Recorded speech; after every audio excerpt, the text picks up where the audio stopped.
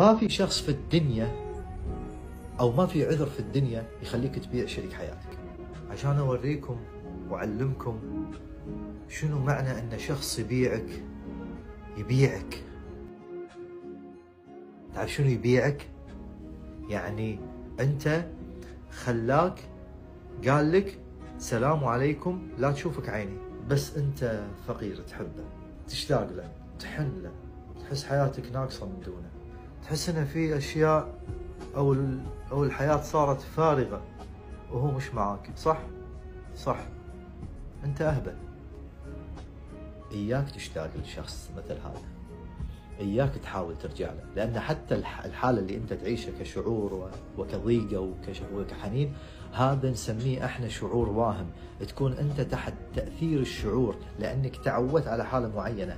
الانسان منا يتعود على اسوأ الاشياء، فما بالك باجملها. فلما يروح عنكم شخص تعودتوا عليه، طبيعي راح تحسون بالشوق والحنين، بس لا تتبعونه، لا تسألون عنه، لا تروحوا له.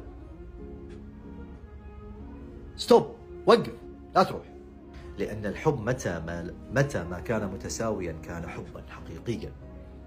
الحب متى ما كان من طرف واحد فهو نعمة لغيرك، نقمة عليك.